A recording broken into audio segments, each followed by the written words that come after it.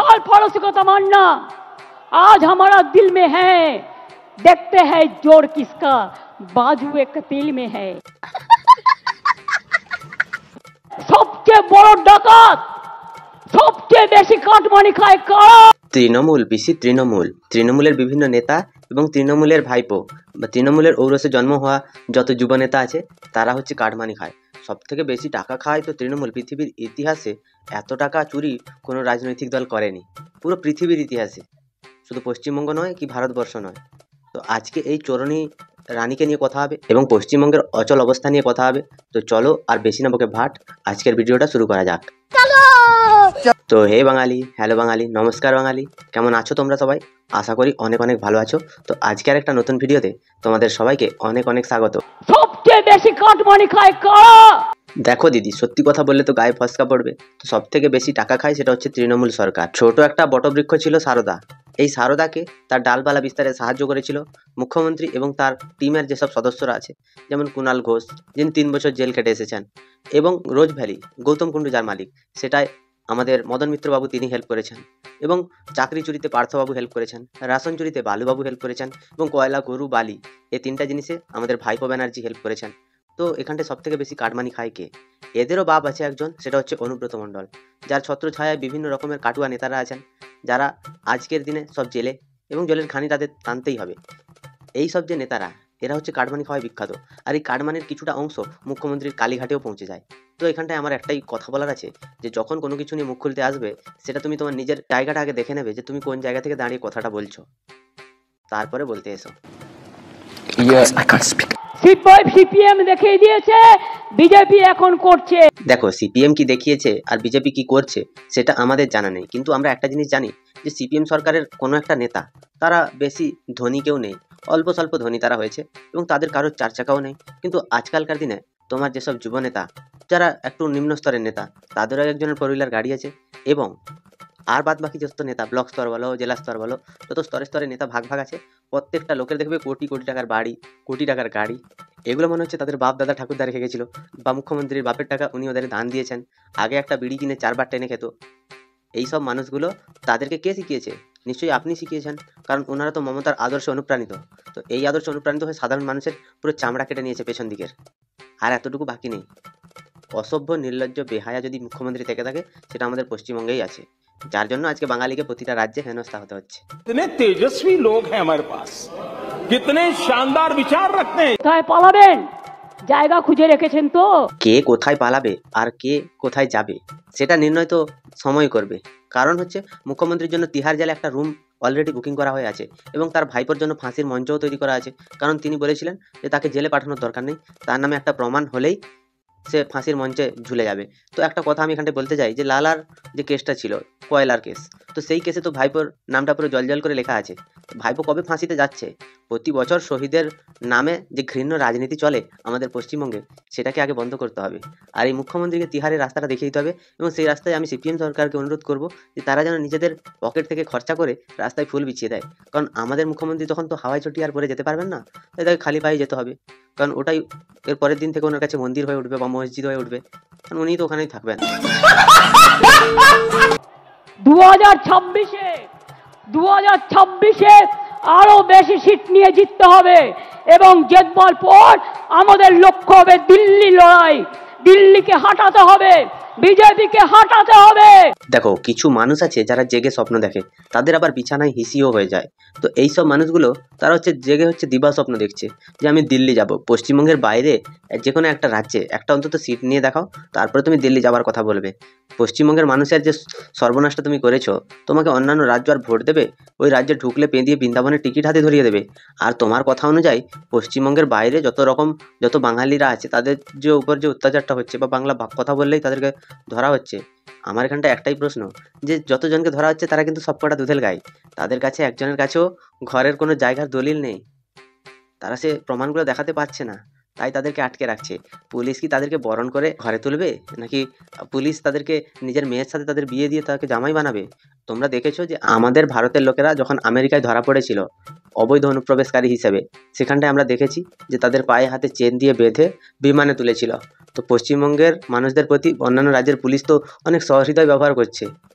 তো যারা অবৈধ অনুপ্রবেশকারী আছে, যারা রোহিঙ্গা আছে, যারা তৃণমূলের মদতে আমাদের পশ্চিমবঙ্গে বসবাস করছে, তাদের সাথে যে পুলিশ ওইভাবে আচরণ করেনি, সেটা তো আমাদের পশ্চিমবঙ্গের মানুষের বাপের ভাগ্য ভালো। চক্রান্ত রুখতে হবে। আর যদি মনে করেন এজেন্সি লাগিয়ে চক্রান্তকে রুখবেন, জেনে রাখুন আমরা জেলে থাকলেও আমাদের এখানে ছোট্ট বৃক্ষ হয়ে জন্মাবো, আর দিল্লিতে গিয়ে আমরা ওটা শাখা পোশাকা নিয়ে বিস্তার করব। আমাদের আটকে রাখা যায় না। মানে পশ্চিমবঙ্গটাকে লুটে পুটে খাওয়ার পরেও শান্তি হলো না, এবার দেশটাকে লুটার পুরো একদম ধান্দা নিয়ে নেমেছে। কারণ এগুলো তো ধান্দাবাজ লোক, এরা যেখানটায় ধান্দা পাবে সেখানটাই চলে যাবে। যেরকম করে এই 1993 সালের 21শে জুলাই, সেদিনকে তিনি লাশের রাজনীতি করেছিলেন এবং তিনি বহু লাশ নিয়ে রাজনীতি করতে ভালোবাসতেন। পশ্চিমবঙ্গের যেসব মায়েদের ছেলেদের লাশ নিয়ে রাজনীতি করেছেন, সেই সব মায়েরা যে আপনাকে যে অভিশাপ দিয়েছে, সেই অভিশাপের ফলেই আজকে আপনার এই দুর্দশা। নিজের মানুষগুলোকেও আপনি নিজের করে ডাকতে পারেন না, তারা আপনার কাছে থাকে না, আপনি থাকেন নবান্নতে। তো ভাবতে পারছেন অভিশাপটা কি জিনিস? समझ रहे हो आप समझ रहे हो? আমাদের রোখা যায় না। साल पड़ोसी को तमन्ना, साल पड़ोसी को तमन्ना, आज हमारा दिल में है, देखते हैं जोर किसका, बाजू एक तिल में है। আচ্ছা দিদি, এই ডায়লগেই তুমি পুরো পশ্চিমবঙ্গের মানুষকে টুপি পরিয়ে রেখেছো। পশ্চিমবঙ্গের মানুষকে 500,000 দিয়ে তাদের কানে এইসব সারফারসি কা তামান্না, আজ হামারা দিল মে হ্যাঁ, এটা ওটা বলে মোটামুটি মানুষকে কোনো রকমের বিভ্রান্ত করে তাদের থেকে ভোটটা আদায় করেছো। এই যে কাতারে কাতারে মানুষগুলো এসছে, এদেরকে তো ডিম ভাত খেয়ে আবার ঘরে ফিরতে হবে। আর এরা যদি ঘরে যদি না ফেরে, এদের দায়িত্ব কে নেবে? পশ্চিমবঙ্গে 21শে জুলাইয়ের মঞ্চে সেখানটায় যদি কেউ গাড়ি নিয়ে না যায়, তাহলে তাদেরকে নাকি সাসপেন্ড করা হচ্ছে। কলকাতায় 42 নম্বর রুটের সব বাস সাসপেন্ড করে দিয়েছে। এগুলো কি শাসন চলছে নাকি অপশাসন? আপনি ধরতেই পারবেন না। बंद करो हाथ जोड़ के मैं निगाहें जिनकी नहीं है वो बढ़ते सूरज पर और डूबते हुए तारों के बात करते हैं। লজ্জা করে না? তোমার লজ্জা করে না? তোমার এতটুকু লজ্জা নেই? তার কারণ হচ্ছে আজকে পশ্চিমবঙ্গে 26,000 জন শিক্ষক রাস্তায় বসে আছে, জুনিয়র ডাক্তাররা রাস্তায় বসে আছে, চাকরি প্রার্থীরা তারা আজকে 1,500 দিন রাস্তায় বসে আছে। এতটুকু লজ্জা নেই? তুমি নাকি সব কিছু সমাধান করে দিয়েছো। তাহলে 26,000 জনের যে চাকরি গেল, তার পেছনে তো সব থেকে বড় অবদান তোমার আছে। কারণ যেই পার্থ চ্যাটার্জি এই কাজটা করেছে, সে তোমার দলের মহাসচিব ছিল, সে তোমার সবচেয়ে কাছের মানুষ ছিল। আমার কাছের মানুষ যদি বিড়ি খায়, সে যদি আমার কাছে এসে ঘুমায়, আমি কি গন্ধ পাবো না? সেরকম করে তোমার সাথে সাথে থেকেছে এবং টাকা চুরি করেছে। তুমি বলছো আমি জানি না, আমি শুনিনি। এটা বললে কি সাধারণ মানুষ মানবে দিদি? মিথ্যা কথা বলার জন্য একটু ট্যালেন্ট লাগে, তোমার মধ্যে দেখছি তো সেটাও নেই। তাহলে কি করে তুমি আমাদের পশ্চিমবঙ্গকে ছাড়িয়ে দিল্লি শাসন করার স্বপ্ন দেখছো? শুধু পশ্চিমবঙ্গটাকে ভালো করে চালাতে পারো না, তাহলে তুমি দিল্লি শাসন করার স্বপ্ন দেখছো? এই কয়েক বছরে 40% সংখ্যাটা মনে রাখবেন, বেকারত্বের হার কমিয়েছি। যেখানে বিজেপি বলেছিল তারা প্রতি বছর 2 কোটি করে চাকরি দেবে, তারা দিতে পারেনি। একদম ঠিক কথা বলেছো। বিজেপি বলেছিল 2 কোটি চাকরি দেবে, চাকরি দিতে পারেনি। এটা তাদের ব্যর্থতা এবং তারা সেই ব্যর্থতাটাও স্বীকার করে নিয়েছে। কিন্তু এই যে মিথ্যে কথা, 40% বেকারত্বের হার কমিয়ে দিয়েছে, তাহলে যে পশ্চিমবঙ্গের বাইরে পরিযায়ী শ্রমিকগুলো ধরা পড়ছে, সেগুলো তাহলে বাংলাদেশেরই মাল হয়তো। ওদেরকে ধরে তাহলে ঠিকই করেছে। পশ্চিমবঙ্গে এ যদি 40% বেকারত্বের হার কমিয়ে দেয়, তাহলে আমরা বাইরের রাজ্যে কি ঘাস ছিঁড়তে এসেছি? বা পশ্চিমবঙ্গে যদি বেকারত্বের হার কমে যায়, তাহলে 26,000 জন তারা যে রাস্তায় বসে আছে, বা অন্যান্য যেসব চাকরি প্রার্থীরা রাস্তায় বসে আছে, তারা কোথায় গেছে? তারা কি আর অন্য জায়গায় ফর্ম ফিল আপ করতে পারছে না? বেকারত্বের হার কি করে কমিয়েছো? চপ শিল্প করে, না মুড়ি ঘুগনি বেচে, না চা বেচে, না ক্লাবে ক্লাবে 50,000 টাকা দিয়ে তাদেরকে ক্লাবের সদস্য বানিয়ে বেকারত্বের হার কমিয়েছো, নাকি 100 দিনের কাজের টাকা কর্মশ্রী করে বেকারত্বের হার কমিয়েছো? এক একটা মিথ্যে কথার ফুলঝুরি। এনাদের যে মিথ্যে, সেগুলো মানুষের কাছে পৌঁছানোর আগেই মানুষকে আরেকটা কথা দিয়ে ভুল ভালিয়ে দেয়। আর আমরা রেকর্ড বলছি, 40% বেকারি আমরা কমিয়েছি। এটা বাংলার মানুষের গর্ব। বাংলার মানুষের এটাও গর্ব হওয়া উচিত যে 100 দিনের কাজের টাকা সেটা চুরি হয়েছে, বাংলার মানুষের ফ্রির রেশনও চুরি হয়েছে, এবং বাংলার মানুষের ভ্যাকসিন নিয়েও দুর্নীতি হয়েছে, বাংলার মানুষের ছেলেপুলে ট্যাব নিয়ে দুর্নীতি হয়েছে। এমন কোনো কাজ নেই যেটা নিয়ে দুর্নীতি করেনি আমাদের সরকার। বাংলার মানুষের এগুলো নিয়ে গর্ব হওয়া উচিত। আর বাংলার মানুষের এগুলো নিয়ে গর্ব হওয়া উচিত যে পশ্চিমবঙ্গ ছাড়া বাদবাকি রাজ্যের পুলিশেরা রোহিঙ্গাদের ধরছে, বাংলাভাষীদের ধরছে। বাংলা ভাষায় যারা কথা বলছে তাদের উপরে যে অত্যাচার হচ্ছে, সেগুলো পশ্চিমবঙ্গের লোক নয়। কারণ মুখ্যমন্ত্রী 40%-এর উপরে বেকারত্বের হার কমিয়ে দিয়েছে। বলছি দেশে কটা কলকারখানা হয়েছে? পশ্চিমবঙ্গেই বা কটা? টাটা তো শ্রাদ্ধ করে ছাড়লে। আজকে এখন তুমি বলছো যে তুমি নাকি বেকারত্বের হার কমিয়ে দিয়েছো। তুমি যে কি করেছো সেটা সাধারণ মানুষ জানে। চোরনি কোথাকার। আপনারা 100 দিনের কাজ বন্ধ করে দিয়ে কি ভেবেছিলেন বাংলা করতে পারে না? আজকে আমরা কর্মশ্রী করেছি, তার মধ্যে দিয়ে 77 লক্ষ জব কার্ড হোল্ডারদের আমরা কাজ দিয়েছি। আর এই টাকাগুলো এসছে সবটাই ধার করে, এবং এই ধার করা টাকা থেকেও তাদের দলের লোকেরা চুরি করবে এবং সাধারণ মানুষের ক্ষতি করবে। সাধারণ মানুষ এই যে ধার করে টাকা আনছে তারই ট্যাক্স শোধ করতে করতে বা তার সুদ দিতে দিতে সেইটাতেই তো পশ্চিমবঙ্গের অর্ধেক টাকা চলে যাচ্ছে। তো পশ্চিমবঙ্গ আর এগোবে কি করে? ধার না করে পশ্চিমবঙ্গের মানুষের জন্য সে নাকি উন্নয়ন করে যাচ্ছে।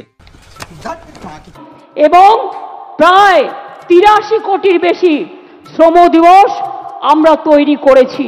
আমাদের রাজ্যে কতজন লোক আছে আগে জনগণনা হওয়া উচিত, বা জনসংখ্যা কত সেটাকে আগে রেকর্ড করা উচিত। তার কারণ হচ্ছে এই যে ডেটাগুলো দেয় না তার সাথে কোনো কিছু মিলে না। 83 কোটি শ্রম দিবস মানে কত কোটি টাকা হচ্ছে, কত লক্ষ কোটি টাকা হচ্ছে, তার কোনো হিসাব নেই। পশ্চিমবঙ্গের মানুষকে বলছে যে আমরা 40% বেকার কমিয়ে দিয়েছি। এই যে শ্রম দিবস বানাচ্ছে মুখ্যমন্ত্রী, এই শ্রম দিবসে মুখ্যমন্ত্রী কত টাকা করে দিন দিন দিচ্ছে, তাহলে আমরা কেন বেকার পড়ে থাকবো? আমরাও ঘর গিয়ে এই শ্রম দিবসে কাজ করি। আমাদের হাতে তো আর কোনো অপশন নেই, থাকলে আমরা করতাম। মুখ্যমন্ত্রী আপনি একটু আমাদের দয়া করুন, আমরা মরে যাবো নাহলে। নাটক কম করো প্রিয়। বামপন্থীদের কথা ছেড়ে দিন, যত না বলেন ততই ভালো। সোশ্যাল নেটওয়ার্কের টাকা খরচা করে বসে আছেন, বেঁচে আছেন, বলছে যারাই যাচ্ছে শহীদ দিবসে সবাই নাকি চোর ডাকাত। আমি বলি তুমি মহারাজ সাধু হলে আজ আমরা চোর বটে, নরকঙ্কালের সরকার। একদম বামপন্থীদের কথা বলার দরকার নেই, আমরা শুধু বলবো চোরেদের কথা। এই চুরি পশ্চিমবঙ্গের মানুষের জীবনের ইতিহাসে সর্বশ্রেষ্ঠ চুরি। স্বাধীনতার পর থেকে যেরকম প্রথম মহিলা মুখ্যমন্ত্রী হয়েছে, তারপরে স্বাধীনতার পর থেকেই সর্বপ্রথম পুরো ভারতবর্ষের ইতিহাসে সবথেকে বড় চুরি হচ্ছে 26,000 জনের চাকরি। প্রত্যেকটা লোকের সিঙ্গেল একজন লোক, কেউ যদি বলে আমি টাকা দিয়ে ঢুকিনি, কেউ 1 লাখ দিয়েছে আর কেউ 12 লাখ দিয়েছে, টাকা সবাই দিয়েছে। আজ যারা রাস্তায় নেমেছে তারা বলছে আমরা নাকি নিজের যোগ্যতায় চাকরি পেয়েছি। সব কটা টাকা দিয়ে চাকরি পেয়েছে, একটা মানুষও যোগ্যতায় চাকরি পায়নি। আর যদিও তাদের যোগ্যতা আছে কিন্তু তারা টাকা দিতে বাধ্য হয়েছে, কারণ সরকারের নীতিটাই ছিল সেটা, টাকা দিলে চাকরি হবে, না দিলে হবে না। তাই আজ এই অবস্থা। ঠিক ঠিক। বাংলাটাকে শেষ করে দিয়েছিলে, রাম বাম শাম তিনটে হয়েছে একসাথে, জগাই মাধাই গদাই। এদের বিরুদ্ধে আমাদের লড়াই চলছে এবং চলবে। এক তো হচ্ছে বাঙালির আবেগ রামচন্দ্রকে নিয়ে, এতটা পরিমাণে এর হিংসে কেন, বা এই রামকে দেখলে এতটা জ্বলে যায় কেন? তুমি বাম কংগ্রেসকে যাই বলছো বলো, সেটা কোনো কথাই নয়, কিন্তু তোমরা যে রামকে এত গালি দিচ্ছ, এদিকে জগন্নাথের ধাম বানাচ্ছ, তোমার তো নিজের জন্মের কোনো ঠিক ঠিকানা নেই। একবার বলো কলকাতার কালীঘাটে জন্ম, একবার বলো বীরভূমে জন্ম, আবার কখন বলো তুমি তোমার জন্মই হয়নি এবং তোমার জন্ম সাল তুমি জানো না, বাবার নামটা লিখতে তোমার ভালো লাগে না, পদবি লিখতে ভালো লাগে না। তো তুমি এমন একজন মানুষ যিনি রামকে নিয়ে অনেক ঠাট্টা তামাশা করেন, এবং কেন রাম নিয়ে তার এত বিতৃষ্ণা সেটাই বুঝতে পারি না। গায়ে কি মুসলিমদের রক্ত বইছে নাকি হিন্দুদের, এটা বুঝতে পারি না আমি। রাম নামটা পশ্চিমবঙ্গ তথা ভারতবর্ষের একটা আলাদা আবেগ, সেই রামকে স্মরণ করে আজও চলছে পশ্চিমবঙ্গ, কি সারা ভারতবর্ষই চলছে। তো আপনার এতে প্রবলেমটা কোথায়? রাম কি এসে আপনার গায়ে উঠে পড়ছে নাকি? इसकी माँ का भोला चेहरा। গত 33 বছর ধরে এই দিনটি আমরা শহীদ তর্পণে মা মাটি মানুষ দিবস হিসেবে এবং আমরা গণতন্ত্র বাঁচাও দিবস হিসেবে পালন করি। কিন্তু এই সব যে কথাগুলো বললো, শহীদ দিবস, গণতন্ত্র দিবস, এটা ওটা সেটা, এগুলো বাদ দিয়ে তৃণমূল সরকার সবটাই করে। আর তৃণমূল সরকার এরা গণতন্ত্র বাঁচাবে, গণতন্ত্র হত্যার পেছনে এদেরই হাত সব থেকে বেশি গুরুত্বপূর্ণ হিসাবে উঠে এসেছে। তার কারণ হচ্ছে যখন অভয়ার সময় জুনিয়র ডাক্তাররা তারা মিছিল বার করতে চাইলো, তাদেরকে পুলিশ দিয়ে আটকানো হলো এবং তারপরে তাদের আবার ট্রান্সফার করানো হচ্ছে। তারা শুধু প্রতিবাদ করেছিল তাদের বোনের জন্য বিচার চেয়ে, আর আমাদের এই মুখ্যমন্ত্রী তাদেরকে আটকানোর চেষ্টা করলেন। 26,000 জনের চাকরি গেল, সেটা খেয়েছেন আমাদের মুখ্যমন্ত্রী। তারা যখন নবান্ন অভিযান করলো সেখানটায় পুলিশ দিয়ে আটকালেন, বিকাশ ভবন অভিযান করলো সেখানে পুলিশ দিয়ে তাদেরকে পেটালেন, শিক্ষকদের বুকে লাথি মারছেন তারা আন্দোলন করছে বলে। তো এখানে গণতন্ত্র হত্যা কে করছে? বাংলাদেশ থেকে লোক এনে পশ্চিমবঙ্গের দায়িত্ব নিয়ে তাদেরকে ঘর করে দেওয়া এবং তাদেরকে জায়গা দেওয়া, তাদের বাপের নামের জায়গায় নিজের নাম লেখা, এগুলো করে পশ্চিমবঙ্গের গণতন্ত্র কে হত্যা করছে? তুমি নাকি গণতন্ত্র বাঁচাবে। আগে নিজে গণতান্ত্রিক দেশের নাগরিক হয়ে ওঠো, স্বচ্ছ নাগরিক। আমার তো কখনো কখনো মনে হয় তোমারও শরীরে সে হাসিনার বংশের রক্ত বইছে। 21শে July no ID card, no vote, এই আন্দোলন যদি না হতো আজকে আপনারা কেউ ভোটার্স আইডেন্টিটি কার্ড পেতেন না। সেদিন এই রাস্তায় রক্ত ঝরেছিল, 13টি অমূল্য প্রাণ তাদের জীবন দিয়ে গণতন্ত্রকে জিতিয়ে গিয়েছিল। যে শহীদরা মারা গেছিল এরা এদের জীবনের সব থেকে বড় ভুল করেছিল, কারণ হচ্ছে নিজেদের বউ বাচ্চা ছেড়ে এইরকম একটা চোর চিটিংবাজ আমাদের মুখ্যমন্ত্রীর জন্য তারা লড়েছিল। এবং তারা লড়ার পরও কী হলো, লড়ার সাথে সাথে সারদা নামক একটা চিটফান্ডকে পুরো ধ্বংস করে দিল টাকা খেয়ে, এবং রোজ ভ্যালি একটা বার করলো, সাধারণ মানুষের থেকে টাকা তুললো আর ফেরত দিল না। তারপরে এলো নারদা, তারপরে হলো রেশন চুরি, চাল চুরি, তারপর কয়লা চুরি, বালি চুরি, এবং ওষুধও চুরি করছে এরা। এবং ওষুধ কোম্পানিগুলো যেগুলো বিপদসীমার সাইড দিয়ে বেরিয়ে যাচ্ছে সেগুলোকেও পশ্চিমবঙ্গের মানুষকে খাওয়াচ্ছে। তো এরা সব দিক দিয়ে লুটছে সাধারণ মানুষকে। আর এরা আজকে সতীত্বের কথা বলছে, তুমি যে কি সতী সেটা আমরা ভালো করেই জানি দিদি। তা আমি কই পারবো না। এই সংগ্রাম চলবে, এই সংগ্রাম সেদিন শেষ হবে যেদিন দিল্লিতে পরিবর্তন করে বিজেপিকে আমরা রাজনৈতিকভাবে বিসর্জন দিতে পারবো। হ্যাঁ, বিজেপিকে তো বিসর্জন দিতেই হবে, কারণ বিজেপির আমলে ভারত চতুর্থ অর্থনীতির দেশ হিসাবে উঠে এসেছে। বিজেপিকে তো জনগণের কাছ থেকে অনেক দূরে করে দিতে হবে, এবং বিজেপিকে বিসর্জন না দিলে বিজেপি আজকে যে ভারতবর্ষের বাইরে এতগুলো দেশে পূজিত হচ্ছে এবং সর্বোচ্চ সম্মান পাচ্ছে আমাদের দেশের প্রধানমন্ত্রী, সেই জন্য তো বিজেপিকে সরাতেই হবে। কারণ বিজেপি থাকলে তো এগুলো সম্ভব হতো না, তাই না? আর বিজেপি না থাকলে তো এই যে পশ্চিমবঙ্গ তথা ভারতবর্ষের অন্যান্য রাজ্যগুলোর যত দুর্নীতিগ্রস্ত নেতারা আছে তাদেরকে তো জেলে যেতে হতো না, তাই না? তো বিজেপিকে তো হাঁটাতেই হবে, নাহলে মুখ্যমন্ত্রীর চুরিগুলো ধরা পড়ে যাচ্ছে। কোন দিন মুখ্যমন্ত্রীর নামই বেরিয়ে আসবে চুরিতে। তো আমি একটা কথা বলতে চাই এখানে, যে পশ্চিমবঙ্গের যে স্কুলগুলোতে মুখ্যমন্ত্রীর যে বইগুলো যাবে, সেই বইগুলোর কত দাম ঠিক করা হয়েছে এবং দাম বাড়ানো হয়েছে কিনা সেগুলো নিয়ে একটা তদন্ত কমিটি গঠন হোক এবং তদন্ত করা হোক। এবং সেই যে পাবলিশার্সরা যে টাকাটা পাবে, সেই টাকাটা ঘুরে ফিরে কার অ্যাকাউন্টে যায় সেটা নিয়েও একটা তদন্ত করা হোক। কারণ আমি যদি মাইক্রোফোন নিয়ে বলি আমি ভাতা নিই না, আমি সরকারি টাকা নিই না, কিন্তু আমি সরকারের টাকায় ঘরে পুজোও করি, সরকারের টাকায় আমরা বিভিন্ন রকমের কেস লড়ি, যেগুলো আমরা চুরি করি, ডাকাতি করি, সব কিছু করি, সরকারের টাকায় সব কিছু করি, কিন্তু মুখে বলি আমি কিছু নিইনি, আমি কিছু খাইনি। খুশি হলাম তোমার কথা শুনে। তোমাদের মূল্যবান মতামতটা তোমরা কমেন্টে জানাও। ভিডিওটা ভালো লাগলে লাইক করো, কমেন্ট করো, শেয়ার করো, সাবস্ক্রাইব করো, পাশে থাকা বেল আইকনটা প্রেস করতে একদম ভুলবে না। তাই ভালো থেকো, সুস্থ থেকো, সাবধানে থেকো, আর দেখতে থাকো বাংলার কোণে ঘর।